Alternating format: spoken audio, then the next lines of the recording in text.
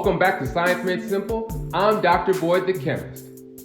Back on August 21st, 2017, there was a total solar eclipse that cut a path entirely within the lower 48 United States from the West Coast all the way to the East Coast. I actually went to the total solar eclipse zone for that solar eclipse.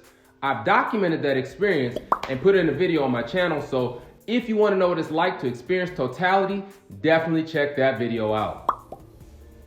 During the next few months, there will be 2 more solar eclipses visible here in the United States.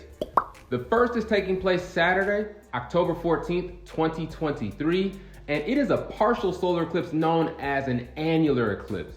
It's called an annular eclipse because the moon will appear with the sun in its background, and because the moon doesn't fully cover up the sun, it'll look as though there's a ring of fire around the moon.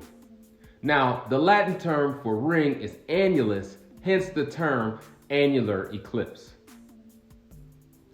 This annular eclipse will cut a path from the Pacific coast of the United States through Central America and South America and finish in the Atlantic Ocean off the coast of Brazil.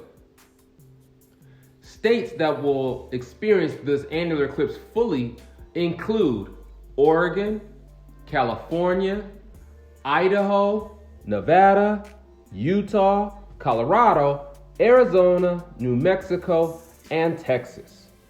The second solar eclipse is a total solar eclipse, and it's going to take place on Monday, April 8th, 2024. Now, that one's going to cut a path from Texas all the way up through the Midwest and out through the upper Northeast, including the states of Vermont, New Hampshire, and Maine. Now, if you want to view both of these celestial events, Texas is the place to be, as some cities and small towns will experience both of the eclipses, including the towns of Junction and Uvalde, Texas. San Antonio actually happens to be the largest city totally within the path of the annular eclipse in 2023, while Dallas is the largest city totally in the path of the total solar eclipse in 2024. So again, Texas is the place to be. Now, if you're watching this video prior to each of these events occurring, I highly recommend going out and getting some solar eclipse glasses now. Emphasis on the now.